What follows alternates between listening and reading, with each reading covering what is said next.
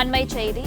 மடப்புரம் கோவில் காவலாளி அஜித்குமாரை தாக்க சொல்லி உத்தரவு பிறப்பித்தது யார் என தனிப்படை காவலர்களிடம் சிபிஐ சரமாரி கேள்வி எழுப்பியுள்ளது.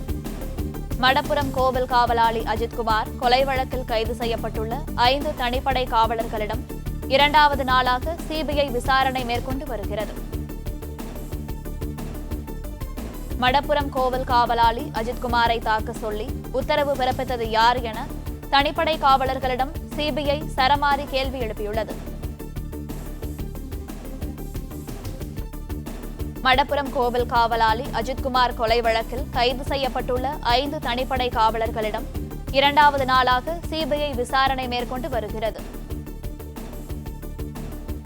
மடப்புரம் கோவில் காவலாளி அஜித்குமாரை தாக்க சொல்லி உத்தரவு பிறப்பித்தது யார் என தனிப்படை காவலர்களிடம் சிபிஐ அதிகாரிகள் சரமாரி கேள்வி எழுப்பியுள்ளனர்.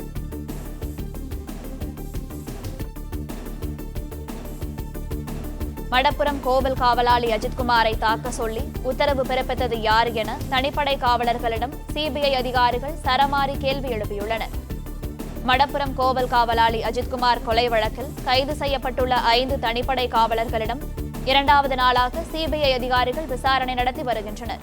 இது பற்றிய கூடுதல் விவரங்களை எமது செய்தியாளர் ராஜ்குமார் வழங்க கேட்கலாம். ராஜ்குமார், வணக்கம். இது குறித்த மேலும் விவரங்கள்.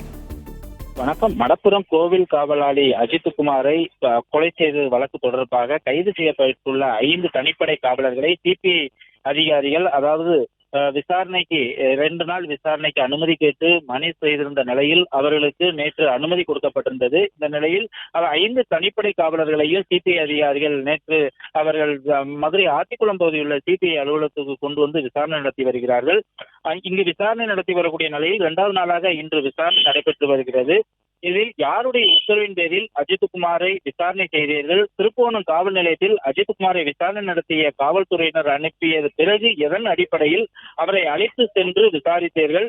அஜித்குமாரை ஒரு நாள் முழுக்க அடித்து துன்புறுத்தியது ஏன்? அஜித்குமார் தாக்கப்பட்டு காயமடைந்த நிலையில் மருத்துவமனைக்கு அழைத்து செல்லாதது ஏன்?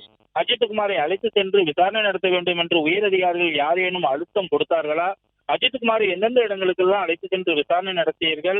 அஜித்குமார் நகை எடுத்த குற்றத்தை ஒப்புக்கொள்ள வேண்டும் என அடித்து துன்புறுத்தினீர்களா என பல்வேறு அடுக்கடுக்கான கேள்விகளை தனிப்படை காவலர்களிடம் சிபிஐ அதிகாரிகள் தொடர்ந்து விசாரணை நடத்தியதாக தகவல் வெளியாகி இருக்கிறது. தற்போது தொடர்ந்து இங்கு சிபிஐ அதிகாரிகள் ஆத்திக்குளம் பகுதியில் உள்ள அந்த சிபிஐ அலுவலகத்தில் வைத்து தற்போது தொடர்ந்து விசாரணை நடத்தி வருகிறார்கள். இன்று மாலை அவர்கள் 5 பேரையும் நீதிமன்றத்தில் அவர்களை ஆஜர்படுத்த வேண்டியிருப்பதால் தற்போது தொடர்ந்து விசாரணையானது நடைபெற்று வருகிறது.